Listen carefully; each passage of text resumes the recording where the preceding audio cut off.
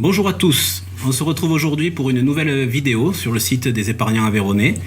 On va revenir, alors c'est une vidéo rapide, vous allez voir, mais pour revenir un petit peu sur la présentation de Jean-Claude de la dernière fois, sur les piliers importants qui constituent la gestion de patrimoine, et on va revenir sur le pilier financier, le pilier 4 donc.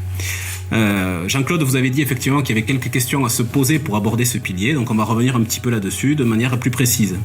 Donc déjà, la première étape que vous voyez sur le slide qui s'affiche à l'écran, c'est qu'il faut définir quel est le projet d'épargne qui vous amène vers votre conseiller finalement. Est-ce que c'est l'idée de se constituer une épargne progressive pour réaliser un projet, ou est-ce que c'est un fait finalement, c'est-à-dire une succession peut-être, une vente, une donation, qui vous amène à réfléchir à ce projet de placement? Suivant les deux possibilités, forcément, on ne va pas avoir la même approche, puisque l'objectif ne va pas être forcément le même, et l'horizon peut être aussi différent, et on verra que l'horizon, c'est important aussi, on en parlera tout à l'heure dans un slide qui va suivre. Donc ça, c'est la première chose. Si on se trouve dans le cas de la première possibilité, donc de l'épargne progressive, ce qui est important, c'est de définir votre capacité d'épargne disponible, c'est-à-dire l'argent que vous allez pouvoir allouer à ce placement en fait mensuellement, parce que c'est souvent mensuellement qu'on propose ce type de placement. Donc vous voyez à l'écran, c'est tout simple, mais il faut se donner le temps de le faire. Par contre, il faut faire un petit peu ses comptes. Alors je sais que tout le monde ne le fait pas, mais c'est important. Donc de vérifier quelles sont vos recettes mensuelles, quelles sont vos dépenses. On fait la soustraction entre les recettes et les dépenses, et on trouve finalement ce qu'on serait capable de mettre de côté tous les mois. Et ce montant donc va nous permettre de réaliser notre projet en fonction de notre horizon. Donc ça, c'est une chose importante. Ensuite, il y a bien sûr l'objectif de votre épargne, votre objectif personnel, finalement, ce à quoi ça va vous servir, qui est très important et qui va permettre de nous orienter dans notre conseil. Alors, il y a plusieurs choses. On va dire que les étapes de la vie font qu'il peut y avoir divers projets. Vous pouvez être jeune, avoir envie de constituer un premier apport pour un achat immobilier, par exemple. Vous pouvez être jeune parent et déjà envisager donc la préparation des études de vos enfants, et donc vous dire voilà, il me reste 15 ans, 15, 18 ans pour préparer un petit capital pour aider mes enfants à réaliser leurs études. Vous pouvez aussi prévoir déjà la retraite. On sait que la retraite, c'est important de se la préparer. Donc après ça dépend des personnes. Il y a des personnes qui commencent à y penser à 25 ans, d'autres qui commencent à y penser à 40 ans, peu importe, tout est réalisable. C'est juste que l'effort ne va pas être le même forcément si vous commencez plus tard. Mais donc ça peut être un objectif de constitution d'épargne progressive. Ensuite, il y a aussi une autre possibilité qui est l'idée de préparer la transmission de votre patrimoine. Voilà, ça c'est important, et on évoquera dans d'autres vidéos d'ailleurs les outils qu'on peut avoir aussi à notre disposition pour travailler cette transmission. Mais donc c'est important de connaître en tant que conseiller en tout cas l'objectif d'épargne de nos clients pour bien les orienter. C'est une étape primordiale. L'autre étape, bien sûr, c'est l'horizon de placement.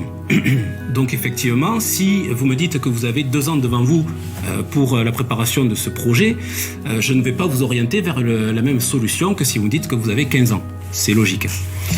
Donc comme vous voyez sur l'écran, la date attendue de réalisation de votre projet va définir votre horizon de placement. Et c'est cet horizon qui va permettre au conseiller de vous orienter vers le produit le plus adapté. Quand on va parler des différents placements qui existent, on va parler de l'épargne bancaire réglementée, par exemple les livrets classiques qu'on connaît, livret A, etc. Il y a aussi l'épargne financière comme l'assurance vie. On va vous présenter notamment que dans l'assurance vie, on est amené à prendre un peu de risque en allant sur les marchés financiers. Risque maîtrisé, vous inquiétez pas. Mais forcément, si on réfléchit à tout ça, si vous avez un horizon de 2 ans, comme je disais tout à l'heure, on ne va pas aller forcément sur les marchés financiers, prendre du risque, aller sur de l'action, des choses comme ça qui sont volatiles, parce que pour faire ce genre de placement, il faut avoir du temps devant nous. C'est-à-dire qu'il y a plutôt un horizon à moyen long terme, donc on va partir sur du 5, 8, 10 ans, ces choses-là. Donc c'est pour ça que l'horizon est très très important. Le dernier point important, j'en ai fait un petit peu écho sur la slide précédente, donc c'est le risque que vous êtes prêt à prendre par rapport à votre placement. Alors aujourd'hui, malheureusement, c'est un constat, il n'existe pas de produit qui offre un rendement élevé avec une garantie de capital et qui fait en sorte que le produit soit disponible à tout moment. Ça n'existe pas, il faut laisser tomber.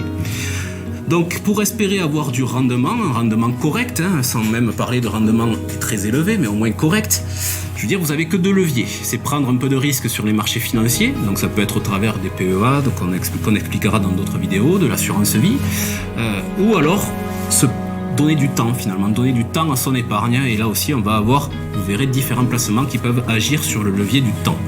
Mais en gros, il n'y a que ces deux solutions pour avoir un rendement correct aujourd'hui. Et le conseiller, bien sûr, en fonction de toutes les slides qu'on vient d'évoquer ensemble, l'horizon, l'objectif d'épargne, le risque, c'est le conseiller qui va vous apporter la solution idoine, on va dire, par rapport à votre projet. Donc il est, à mon sens, primordial, bien sûr, d'être bien conseillé, d'être suivi, parce que tout ça, c'est un monde particulier et il faut s'y connaître un petit peu, on va dire, pour prendre les bonnes décisions.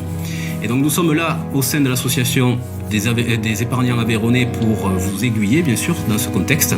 Donc il ne faut pas hésiter à vous abonner à notre newsletter sur le site internet et aussi à nous rejoindre, à devenir membre de l'association pour avoir plus d'informations sur tous les sujets que nous abordons dans ces vidéos. Merci à vous, à bientôt.